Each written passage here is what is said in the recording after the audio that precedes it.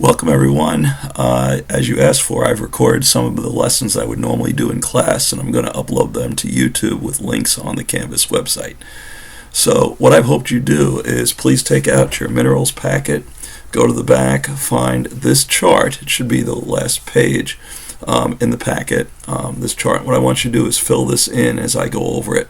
Normally I hold up mineral specimens, but just think back, a lot of these we've seen already in lab. So I'm going to go through each of these minerals. These are the SOL minerals that you need to know and also their properties. So I'm going to start off with quartz.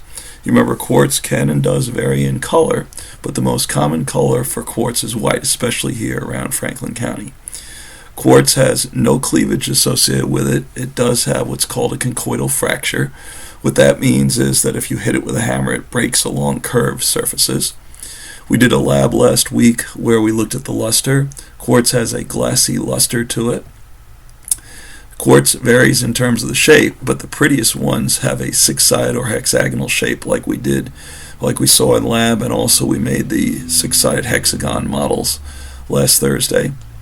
The hardness on the Mohs hardness scales varies from 1 to 10. Quartz is a 7.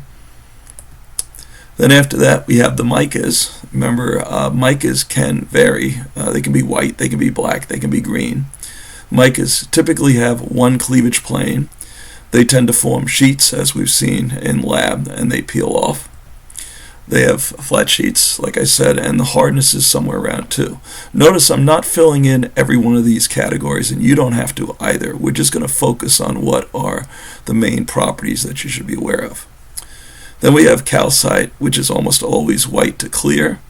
It has three cleavage planes at 60 degrees. Remember, we tried making these models, and some of you had difficulty with them because of all the 60-degree angles. They form a rhombic shape, and they have a hardness of 3. Then we have halite, another white mineral.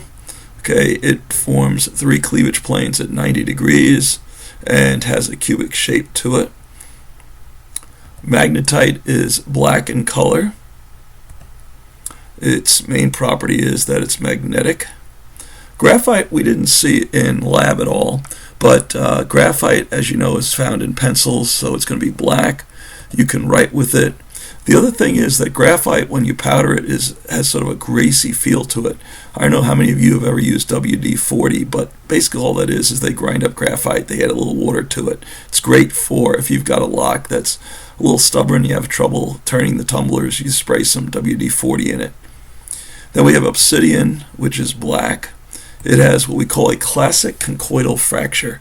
Again, if you hit it with a hammer, you can actually shape the obsidian into axe heads or arrowheads. The Indians did this all the time. You can actually shape it and carve off curved pieces of it. It has a glassy texture to it, or luster.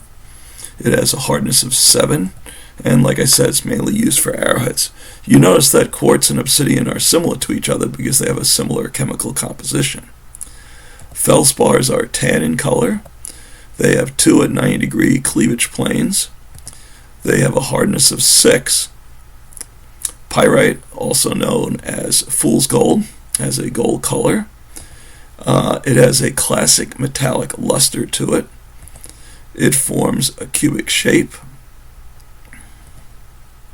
Galena, on the other hand, is brilliant silver color. We saw that in lab last week.